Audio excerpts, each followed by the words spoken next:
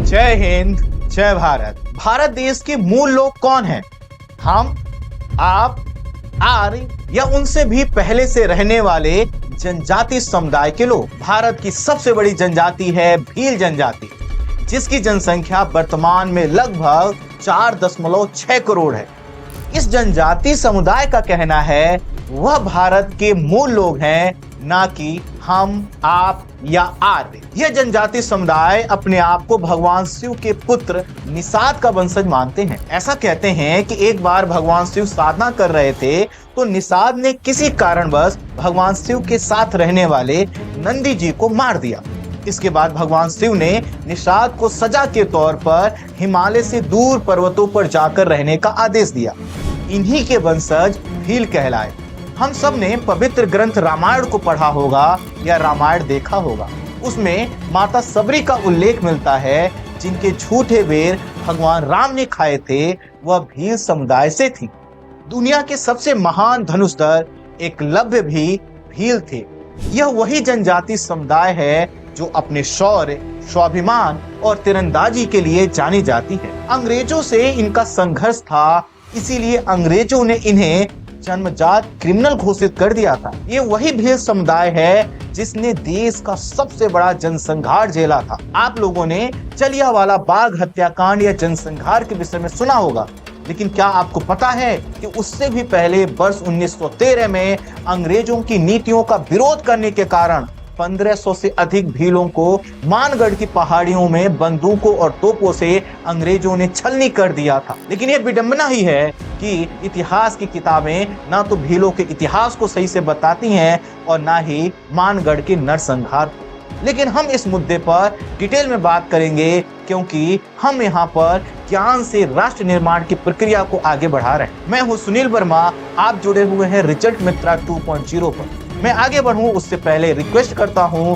कि अगर आपने इस चैनल को अभी तक सब्सक्राइब नहीं किया है तो सब्सक्राइब कर लीजिए, बेल आइकन को दबा लीजिए और अंत तक वीडियो को देखिए। वीडियो अच्छा लगेगा तो लाइक शेयर करके जरूर जाइएगा और अपना विचार भी रख कर जाइए।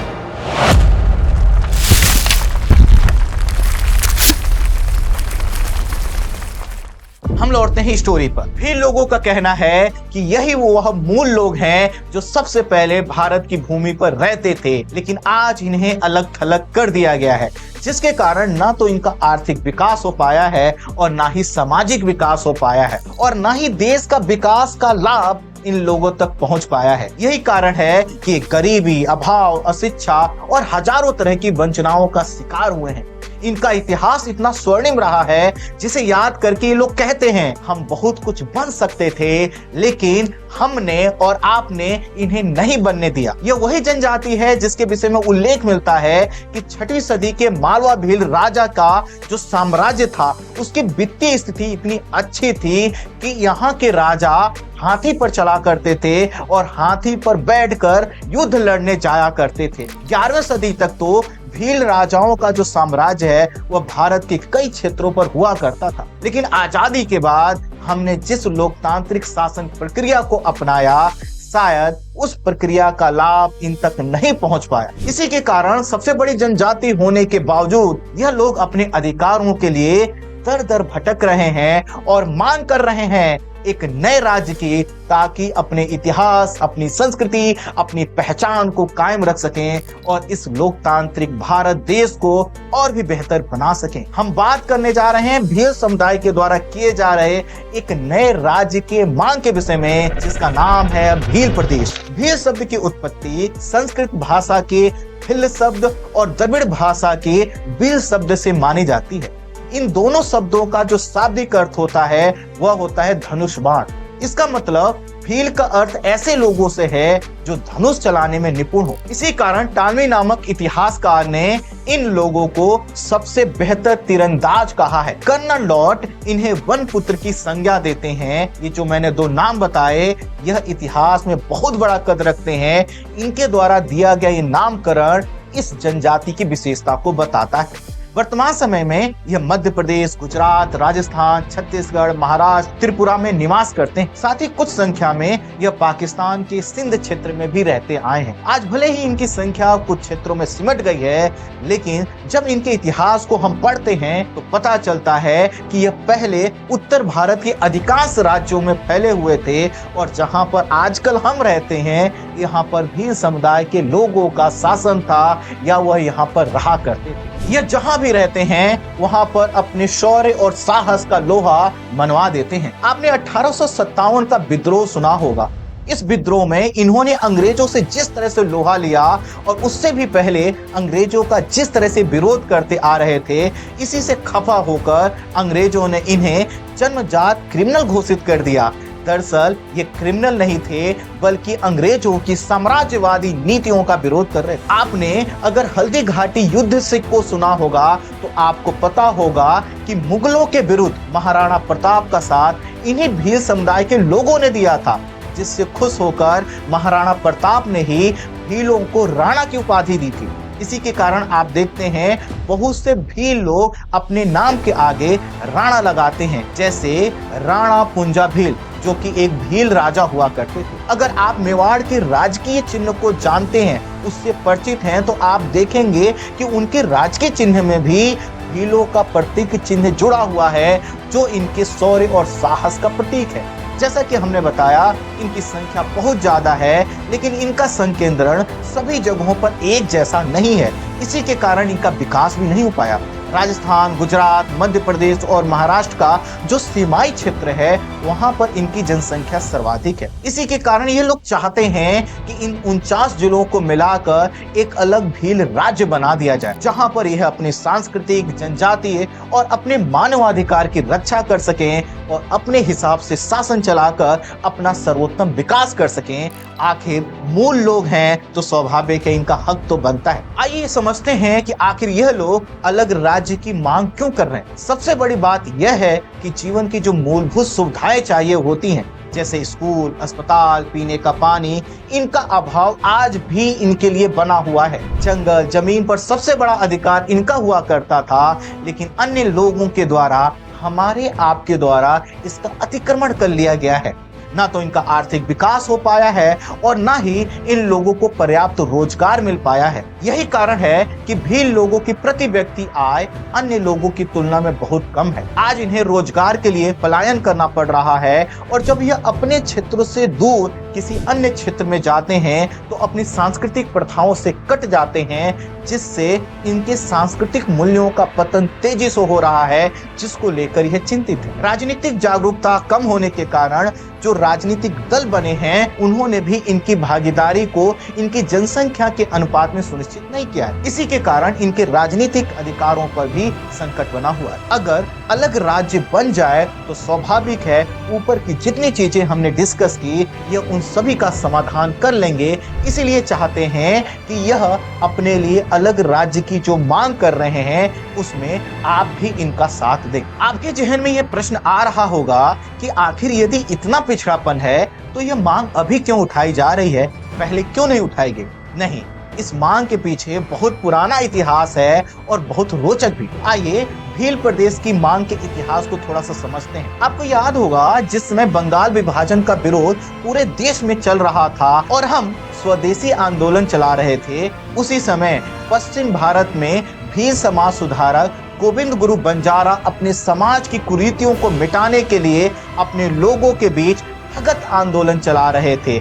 यह भी एक प्रकार का राष्ट्रवादी आंदोलन ही था। भगत आंदोलन में उन्होंने भील लोगों से कहा, आप अग्नि के सामने यह प्रण लो कि आप ना तो शराब का सेवन करोगे, ना मांस खाओगे, ना चोरी करोगे। इन्होंने कहा कि भीलों को यज्ञ करना चाहिए, कीर्तन करना चाहिए, अपने बच्चों को शिक्षित करना चाहिए, आपसी झगड़ों को आपस में ही निपटाना चाहिए, अंग्रेजों के शोषण का विरोध करना चाहिए, बेगारी कभी नहीं करनी चाहिए और स्वदेशी वस्तुओं का प्रयोग करना चाहिए। स्वाभाविक है इनकी बातों में दम था और एक सशक्त समाज के निर्माण करने की भावना भी इसमें दिख रही थी। इसी के कारण लाखों भील समुदाय के लोग इनके आंदोलन से जुड़ने लगे। गोविंद गुरु बंजारा भीलों के बहुत जल्द ही बहुत बड़े नेता बन गए। जब भील लोग इनको पसंद कर रहे थे तो स्वाभाविक है यह अंग्रेजों को तो खटकने ही वाले थे। गोविंद गुरु बंजारा हर साल भीलों को मानगढ़ की पहाड़ी पर बुलाते थे और वहां पर अपना संदेश भीलों को देते थे। इसी प्रकार का एक आयोजन नवंबर 1913 में इसी मानगढ़ की पहाड़ी पर हुआ, जिसमें बताया जाता है कि उस समय 1 लाख से अधिक भील लोग यहाँ पर इकट्ठा हुए थे। यहाँ पर गोविंद गुरु बंजारा ने अंग्रेजों के सामने वही मांगे रखी जिन मांगों के लिए वह भील समुदाय के लोगों को तैयार कर रहे थे। इनकी मांगे कुछ इस प्रकार थी। पहली, भीलों से बेगार ना करवाया जाए और ना ही उनका शोषण। दूसरा, भील जिस जंगल क्षेत्र पर रहते हैं वहां की उपज पर भीलों का अधिकार हो, ना कि अंग्रेजों का। तीसरा, भू राजस्व की पुरानी वाली व्यवस्था अपनाई जाए, न कि अंग्रेजों के द्वारा बनाई गई नई व्यवस्था। चौथी चीज, भीलों के लिए एक अलग प्रदेश बनाया जाए, अर्थात भील राज्य बनाया जाए। यहाँ से शुरू होती है भील प्रदेश की मांग। तो जैसा कि हमने बताया कि 1 लाख से अधिक लोग यहाँ पर एकत्रित हुए थे और उन्होंने अंग्रेजों से कहा कि जब तक तुम हमारी बात को नहीं मान लोगे तब तक हम मानगढ़ की पहाड़ी छोड़कर नहीं जाएंगे। अंग्रेजों का ईगो हर्ट हुआ था तो वो शांत कहाँ रहने वाले थे। उन्होंने हजारों पुलिस वालों के माध्यम से इस पहाड़ी क्षेत्र को घेर लिया और पुलिस बल बंदूकों और तोपों से लैस होकर यहाँ पर आ गई। कर्नल सटन ने जैसे ही फायरिंग का आदेश दिया, कहा जाता है कि 1500 से अधिक भीलों को अंग्रेजों ने कुछ ही मिनटों में मार गिराया।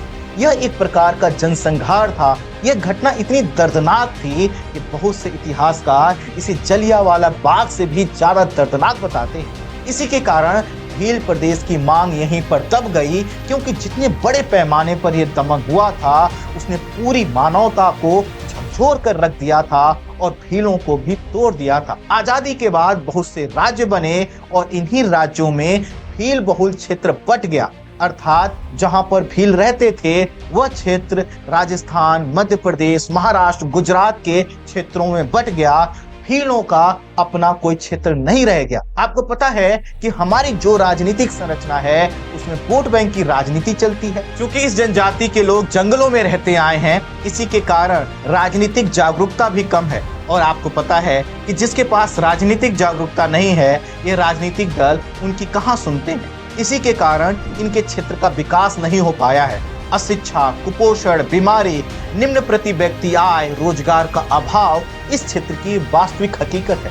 इसको बदलने के लिए वर्ष 2000 के बाद से फिर से भील प्रदेश की मांग को उठाया जा रहा है। संगठन के तौर पर इसकी मांग को आगे बढ़ा रही है BTP अर्थात भारतीय ट्राइबल पार्टी। इसी वर्ष 2024 में उसी मानगढ़ में भीलों ने एक जनसभा बुलाई और फिर से अपने इतिहास को याद करते हुए इन्होंने यहाँ पर कुछ प्रस्ताव रखे। इनकी मांगे ऐसी थीं। पहली मांग, मध्य प्रदेश, राजस्थान, गुजरात, महाराष्ट्र के 49 जिलों को मिलाकर एक भील प्रदेश बनाया जाए। यह संकल्प वहीं पर लिया गया जहां पर 1913 में पहली बार संकल्प लिया गया था, जहां पर मानगढ़ नरसंहार हुआ था। अगली मांग है इनकी कि भीलों को 6ठी अनुसूची में संरक्षण दिया जाए। तीसरी मांग है कि आदिवासियों का धर्म संबंधी जो सरना कोड होता है वह उनके क्षेत्र में लागू किया जाए।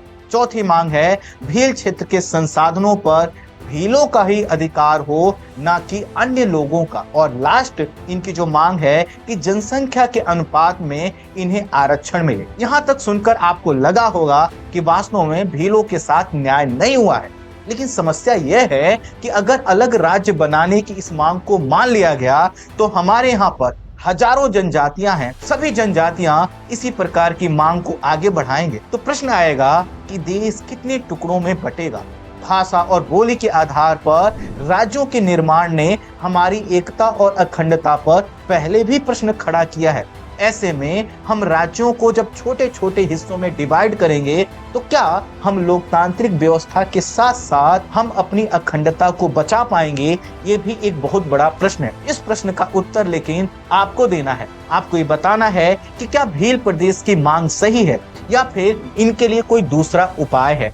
आप अपनी राय को कमेंट में जरूर बताइएगा। लेकिन उससे पहले अगर आपने इस वीडियो को लाइक नहीं किया है तो कर लीजिए, वीडियो को अन्य लोगों के साथ शेयर कीजिए और आप भी चैनल से जुड़े रहिए। मैं हूं सुनील वर्मा, आप जुड़े हुए हैं रिजल्ट मित्रा 2.0 पर। जय हिंद, जय भारत।